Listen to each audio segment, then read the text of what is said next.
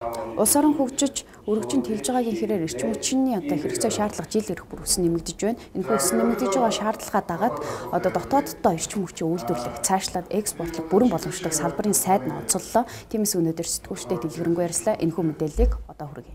3 оны 6 сарын 20-нд одоо нээлттэй хийх гэж байгаа 50 мегаваттын салхитын станц ашиглалтанд орох гэж байгаа. Энэ сэргээгдэх эрчим хүчний хувьд бол хамгийн том Монголд урд нь байгаагүй том энэ салхитын станц ашиглалтанд орох гэж байгаа. Салхитын станц гэдэг олон жил яригдсан. Энэ бол ойролцоогоор 50 мегаватт мөртлөө салхитын эрчим хүч чинь бол жигд байнга урсгалн ирэхгүй, эксдэг, багасдаг, буурдаг янз бүрийн шалтгаанаар. Ер нь дунджаад 30 мегаваттын эрчим хүчийг одоо манай төвийн эрчим хүчний системд холбогдож өгөх болцоотой гэж бид нар үзэж байгаа. За, ер нь хоёрын хэмжээний хөрөнгө оруулалтыг бас эрчим хүчний салбарт бид нар дэмжиж байгаа. Тэлэн Могонголд одоо баригдах 100 мегаваттын цэглэгээ станцын ажил бол одоо эхэлж байгаа. Энд ажилтанд орсноороо энэ компанийн ярьж байгаа нь бол 18 сарын дараа ажилтанд оруулна гэж ярьж байгаа. Энэ станц бол маш чухал станц. Могонголыг төшөлж байгаа. Нэгдүгээр, хоёрдугаарт нь баруун бүсийн эрчим хүчний системд бол ихээхэн ач холбогдолтой. Засгийн газар байгуулсан дараа хамгийн томоохон хэрэгжүүлж байгаа төсөл маань ТЭС 4 дугаар станц байгаа. ТЭС 4 маань одоо 580 мегаваттын гаргадаг хүчин чадалтай.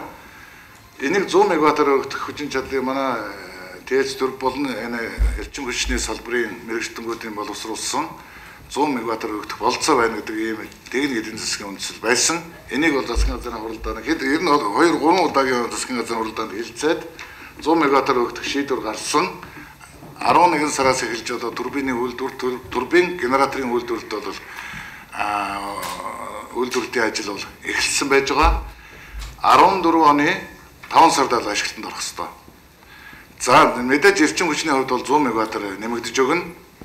Дулаан үйлдвэрлэлд 188 кг цагийн дулаан нэмэгдэх болцоотой. Тэгэхээр өнөөдрийн байдлаар бид нар 175-180 мегаваттын Оросын холбооны улсаас авч байгаа. Энэ орсноор бүрэн болвол цэглэгийн эрчим хүчийг хаана гэж бас хэлж чадахгүй. Гэхдээ 5 дугаар цэглэгийн станц ашиглалтанд орох хүртэл тодорхой хэмжээнд барьж өгөх юм. За бас хамгийн сүүлийн шийдвэр бол ТЭЦ 3 дугаар цэглэгийн станцыг 50 мегаваттаар өртгөх энэ засгийн газрын шийдвэр гарсан. Энийг бас бид нар богино хугацаанд энэ ондоо бол багтааж ашиглалтанд оруулахаар манай инженер техникийн ажилтнууд ажиллаж байна.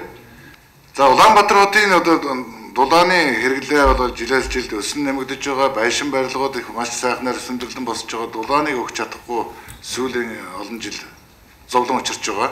Ялангуяа Улаанбаатар хотын зүүн хэсэгт дулааны хөрөлцөө бол байхгүй. Уус 15 гэдэг хуучин Оросын зөвлөлтийн үед ашиглаж байсан цэргийн ангийн уурын зүг үе дэд үсттэй төмөр замтай ийм дэд үсттэй ийм газар бий. Тэгээ амгалан дулааны станц гэсэн нэр өгөөд энэ ажлыг бол сая 4 сарын 1-ээс ажил нь эхэлсэн. Нийслэлийн засаг дарга газрын чөлөөлөлд эхэлсэн байгаа. Одоо энэ зурган дээр харагдаж байна. За хүчин чадлын хувьд бол 348 кг дулаан өгнө.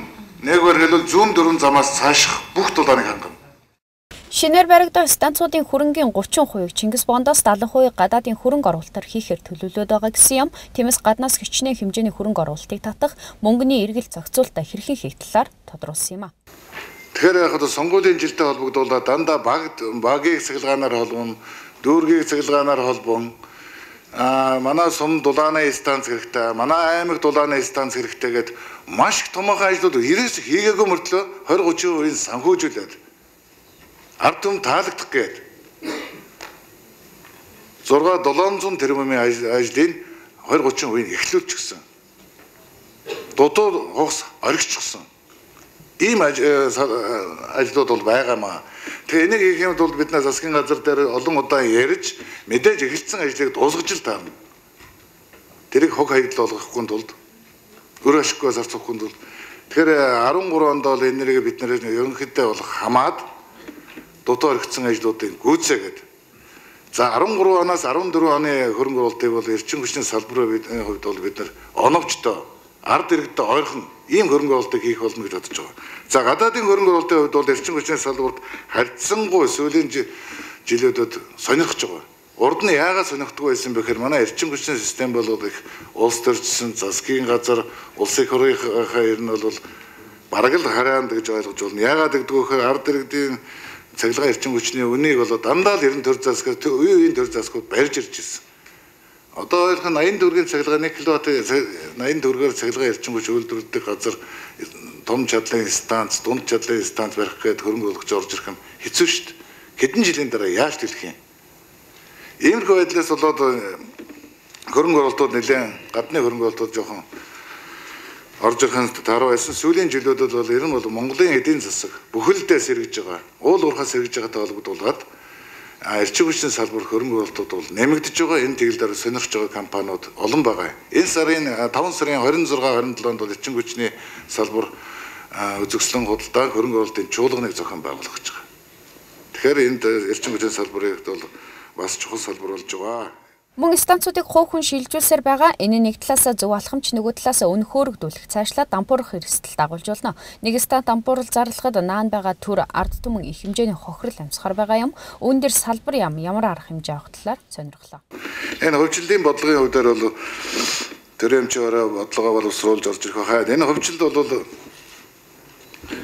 ойрын хугацаанд бол тэр хүчтэй яригдахгүй байгаа, хийгдэхгүй байх гэж бодож байна. За үнэ терапи бол маш их л ярьдаг л да. За үнийг бол өнөөдрийн байдлаар энэ салбарын сайдаар томилогдсоноос хойш бол би үнэ терапитээр маш их анхааралтай ажиллаж байгаа, анхааралтай судлаж байгаа. Нэмэж гэж би нэг хэлээгүй, нэмэхгүй ч гэж хэлээгүй байгаа. Ямар ч гэсэн эрчим энэ 13 онд бид нэр хэмнэлтийн жил болгож байгаа. Дотоод хэмнэлтэйг гаргаад үзье. Энэ үнээр явж болох нь үгүй гэдгийг асууж. Түүнээс гадна нэмэх бас шаардлага байгаа нь юу юм бэ гэхээр бид нар Оросын холбооны улсаас 106 орчим төгрөгөөр авч байна. Нөт нэмээд. Тэгэд бид нар айл гэрд 80 төгрөгөөр өгч байна. 79 төгрөг 80 мөнгөөр өгч байна. Аж ахуйн байгууллагууд 100 төгрөг өгч байгаа. За ялангуяа Оросын холбооноос авч байгаа цахилгааныг бол бид нар Эрдэнэт төгч байгаа, Бороо голд төгч байгаа. Тэр дархан Сэлэнгийн оройнд байгаа уул уурхайн компаниуд гэдээ нөгөө янз бүрийн уул уурхайн компани. Бид нэр ийм өндөр өртөгтэй авчаад яагаад ийм одоо багаар өгдөг юм бэ гэдэг асуудал зайлшгүй тавьж байгаа. За урд хятадаас 164 төгрөг авч байгаа, 165 төгрөг авч байгаа. Тэгээ яагаад бид нэр тентгийн уул уурхайн компаниудад эргээд 100 төгрөг өгөх ёстой? Тэгэхээр энэ үнийн хувьд бол зохицуулах шаардлага бол байгаа. Энийг яаж оновчтой, ямар цогцонд яаж хэрэгжүүлэх вэ гэдэг нь манай салбарынхны асуудал л да. Ямар ч гэсэн эхний ээлжинд бол энэ уул уурхайн компаниудад зөвхөн уул уурхай гэхгүй л дээ. Энэ аж ахуй нэгжүүд дээр ямар ч гэсэн ард иргэд дээр биш. Аж ахуй нэгжүүд дээр эхний ээлжинд ашигтай ажиллах биш бид нар бид нар Оросын холбооноос 106 төгрөгөөр авч байгаа бол та нар бас 106 төгрөгөөр аваач л гэдэг саналыг л бол тавих гээд байгаа. Тавхаас ч яваа. Зөрөөг нь яадаг вэ гэхээр жил болгоны төсвөр ойролцоогоор өнгөрсөн жил бол 39.8 тэрбум төгрөгийн татаасаар л явж байгаа шүү дээ. Эрчим хүчний үнийн зөрөөний татаас дээр гол их мөнгө нь явж байгаа.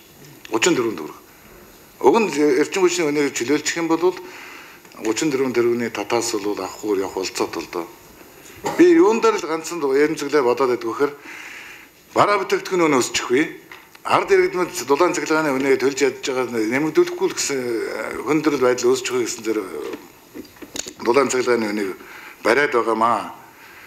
Тэгэхээр энэ цаашдаа бол аж ахуйн байгууллагууд дээр тодорхой хуваар нэг өдөрж нэмээ аячихгүй л дээ 5 төгрөгөөр 3 төгрөгөөр нэмэгдэх маягаар нэмэгдэж болох юм.